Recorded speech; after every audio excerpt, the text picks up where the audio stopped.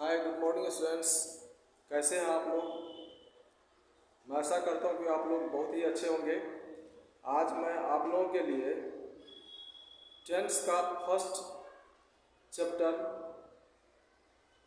Simple present tense लेकर के आया हूँ। इसे मैं आज अच्छी तरह से समझा दूंगा आप लोगों को। आप लोग इसे ध्यान से देखेंगे और अच्छी तरह से समझेंगे। चलिए बिना समय गंवाए हुए मैं सब्जेक्ट मैटर पर चल रहा हूँ। चलिए ये टेंस एंड टेंस का आज मैं पार्ट 1 पहला पार्ट अर्थात पार्ट 1 वीडियो बना रहा हूँ जो सिंपल प्रेजेंट टेंस है। ये सिंपल प्रेजेंट टेंस है। चलिए सबसे पहले हम लोग डेफिनेशन को समझते हैं। Simple present tense, simple present tense it means सामान्य वर्तमान काल। सिंपल प्रेजेंट टेंस को क्या कहते हैं? सामान्य वर्तमान काल। इसका डेफिनेशन है a tense which refers an action, a tense which refers an action that happens in a general way। एक टेंस एक ऐसे कार्यों को सूचित करता है जो समान रूप से होता है। कब? General way at present time. किस समय में? प्रेजेंट टाइम में। General way at present time. Present time कह सकते हैं या प्रेजेंट मोमेंट। मोमेंट मीन्स क्षण या समय होता है। और tense which refers an action that happens in a general way at present moment then it is called simple present tense. ये सिंपल सा डेफिनेशन है। सामान्य वर्तमान काल किसे कहते हैं? जिस टेंस से यह ज्ञात हो कि कोई काम वर्तमान काल में समान रूप से होता है, वर्तमान काल में समान रूप से होता है, उसे सामान्य वर्तमान काल कहते हैं। चलिए अब रिकॉग्निशन पर चलते हैं। रिकॉग्निशन मीन्स होता है पहचान। रिकॉग्निशन मीन्स पहचान। वर्ब के साथ हिंदी वाक्यों के अंत में इसकी पहचान क्या है? पहचान को अच्छी तरह से अगर समझ लेंगे तो सेंटेंस को बनाने में किसी भी तरह की कठिनाइयाँ नहीं होगी। किसी भी तरह का ट्रांसलेशन देगा सिंपल प्रेजेंट टेंस का तो आप आसानी से बना सकते हैं। वर्ब के साथ हिंदी वाक्यों के अंत में हमेशा ता है, ती है, ते है, ताहू लगा रहता है। हमेशा लगा रहता है। कोई भी सेंटेंस अगर आपके सामने आ जाए, अगर उसमें आप देख लेंगे कि वर्ब के साथ या हिंदी क्रिया के अंत में हिंदी क्रिया वाले शब्दों के साथ ता है, ती है, ते है, ताहू लगा हुआ है तो निश्चित रूप से वो सेंटेंस सिंपल प्रेजेंट टेंस का है। तो सिंपल प्रेजेंट टेंस का ये रूल्स को फॉलो करना है। चलिए एग्जाम्पल पर चलते हैं हम लोग। एग्जाम्पल में लिए हैं एफर्मेटिव सेंटेंस। एग्जाम्पल को यहाँ 4 तरह से लेंगे हम लोग। फर्स्ट है affirmative sentence of this tense. इस टेंस का एफर्मेटिव सेंटेंस, इस टेंस का कथनात्मक वाक्य या साधारण वाक्य। स्ट्रक्चर क्या है इसका? स्ट्रक्चर है subject plus V1 V5 plus object plus OW। क्या है स्ट्रक्चर? ध्यान से देखिए। Subject plus V1 V5 plus object plus OW other word.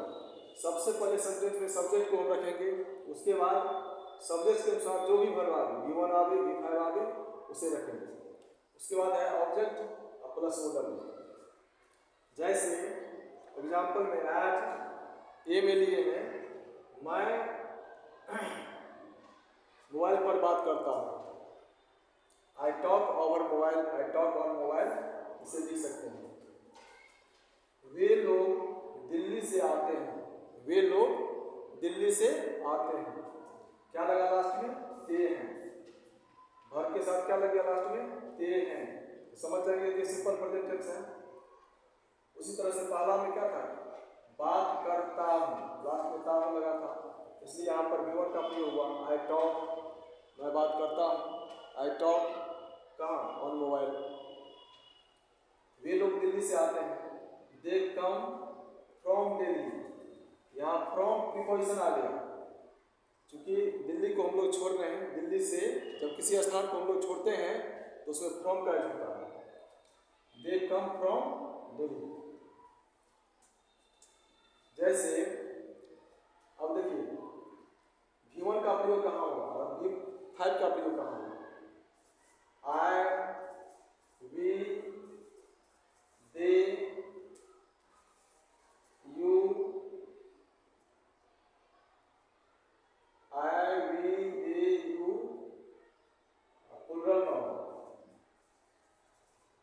Plural कोई नाउन आ जाए उसके साथ V1 का प्रयोग होगा, उसके साथ V1 का प्रयोग होगा।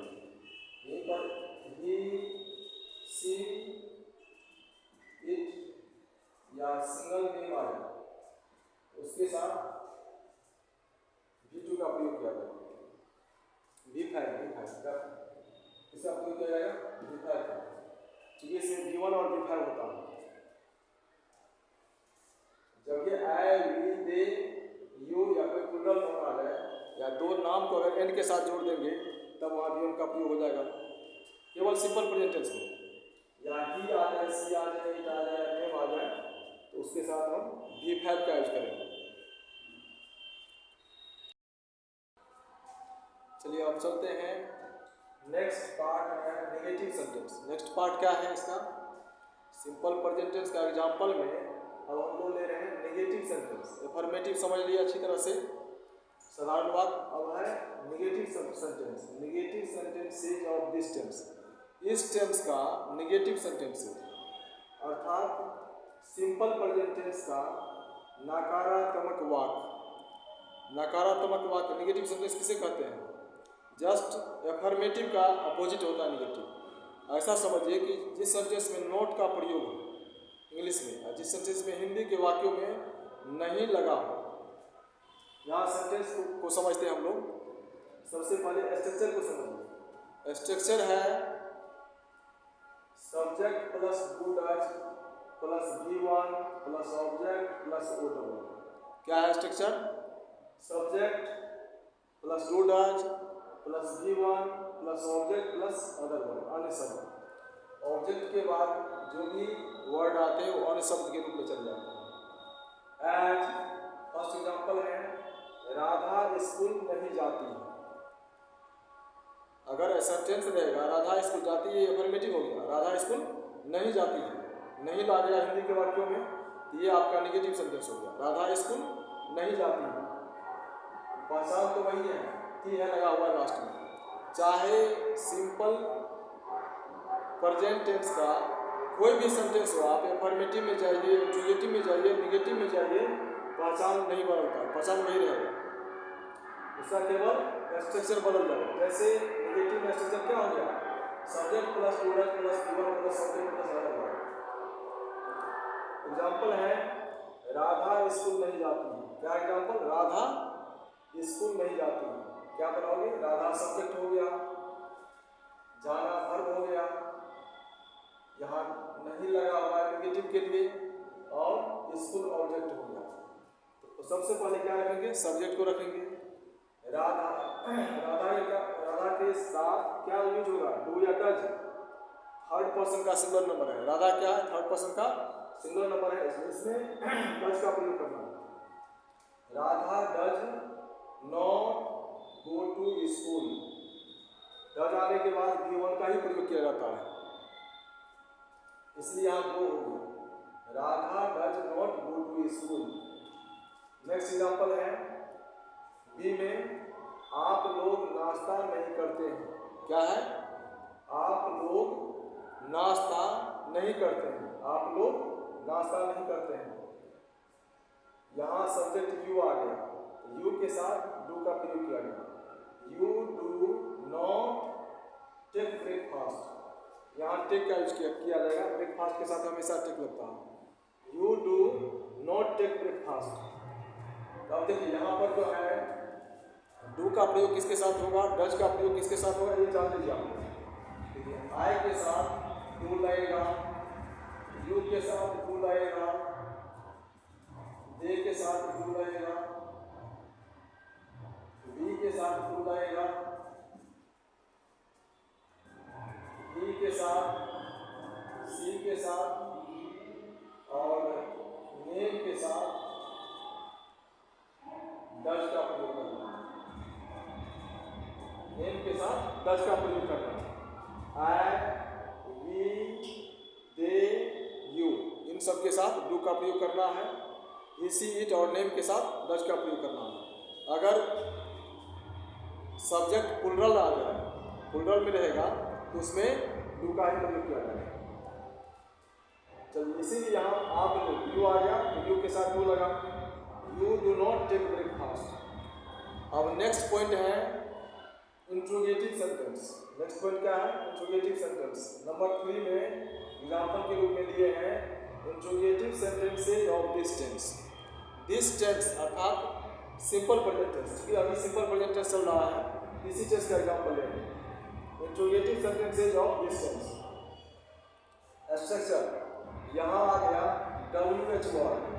WH वर्ड से स्टार्ट करेंगे। स्ट्रक्चर क्या है? WH word plus do does plus subject plus V1 plus object plus other word, और लास्ट में साइन ऑफ इंट्रोगेशन देना होता है। जो भी प्रश्नवाचक के वाक्य हिंदी में आ जाएंगे उसमें निश्चित रूप से साइन ऑफ इंट्रोगेशन, प्रश्नवाचक चिन्ह लगेगा ही लगेगा। इसी से हम लोग पहचान जाएंगे कि ये सेंटेंस क्वेश्चन है। अब चलते हैं एग्जाम्पल पर। एग्जाम्पल क्या है? क्या तुम पढ़ते हो? क्या तुम पढ़ते हो? यहाँ WH वर्ड से नहीं बना है। क्या तुम पढ़ते हो? Do you read? यहाँ डू डज से ही स्टार्ट हो जाएगा, क्योंकि ये एस नो क्वेश्चंस है। एस नो क्वेश्चंस दो प्रकार का होता है। एक होता है WH क्वेश्चंस, एक होता है एस नो क्वेश्चंस। क्या होता है? एक होता है WH क्वेश्चंस और एक होता है yes no questions. WH questions किसे कहते हैं? जिन प्रश्नों का जवाब एस नो में नहीं दिया जा सकता है, सेंटेंस में दिया जा सकता है, उसे हम लोग WH क्वेश्चंस कहते हैं। जैसे आपको पूछा जाएगा तुम कहाँ जा रहे हो? Where are you going? या तुम क्या करते हो? What do you do? यहाँ आपको आंसर सेंटेंस में बोलना होगा, न कि एस नो में उसका जवाब आएगा। What do you do? तुम क्या करते हो? आई राइट, मैं लिखता हूँ। आई रीड, मैं पढ़ता हूँ। आई प्ले फुटबॉल, मैं फुटबॉल खेलता हूँ। ऐसा सेंटेंस बोलना पड़ेगा। अगर ऐसा सेंटेंस रहेगा कि क्या तुम दौड़ते हो, ऐसा क्वेश्चन पूछा जाएगा, क्या तुम दौड़ते हो, तो इसका आंसर क्या आएगा? या अगर आप दौड़ते हैं तो बोलेंगे यस, नहीं दौड़ते हैं तो बोलेंगे नो। सिर्फ एस नो में आंसर आ गया तो एस नो क्वेश्चन कहलाता है। जिन प्रश्नों का जवाब, ऐसा समझिए कि जिन प्रश्नों का जवाब आप एस नो में दे सकते हो, एस नो क्वेश्चन हो गया। जब ये एस नो क्वेश्चन हो जाएगा उसको डू डज से ही बनाना है। एस नो क्वेश्चन को हम लोग सिंपल प्रेजेंट टेंस में डू डज से ही बनाएंगे। जिन प्रश्नों का जवाब एस नो में नहीं आ सकता है, उसका आंसर सेंटेंस में बोलना होगा, तो निश्चित रूप से उसे आपको WH वर्ड से बनाना होगा। किससे बनाना होगा? WH वर्ड से। यहाँ एग्जाम्पल से समझना होगा। एग्जाम्पल पर आइए, एग्जाम्पल पर आसानी से समझ सकते हैं। जैसे है क्या तुम पढ़ते हो? क्या होगा इसका? यू के साथ डू का प्रयोग होता है। यहाँ समझा दिए, यू के साथ डू का प्रयोग होता है। यहाँ डू पहले आएगा। Do you read? Do you read? क्या तुम पढ़ते हो? लास्ट में यहाँ लगा है साइन ऑफ इंट्रोगेशन। दूसरा एग्जाम्पल है वह कहाँ रहती है? वह कहाँ रहती है? देखिए, ये इन प्रश्नों का जवाब सेंटेंस में देना होगा आपको। वह कहाँ रहती है? WH वर्ड आ गया। Where does she live? Where does she live? वह कहाँ रहती है? इसका आंसर देना पड़ेगा ना कि वह रामपुर में रहती है, वह बाजार में रहती है, या वह पटना में रहती है, दिल्ली में रहती है। ऐसा आंसर आपको बोलना होगा। इसलिए ये WH वर्ड वाला सेंटेंस हो गया, उसको WH वर्ड से ही बनाना होता है। जैसे यहाँ वेयर आ गया, वेयर मीन्स कहाँ, वेयर डज शी लिव, वह कहाँ रहती है। अब देखिए WH वर्ड क्या होता है? जो वर्ड WH लेटर से शुरू हो, जो वर्ड WH लेटर से शुरू हो उसे WH वर्ड कहते हैं। यहाँ देखिए जैसे व्हाट, क्या, व्हाई, क्यों,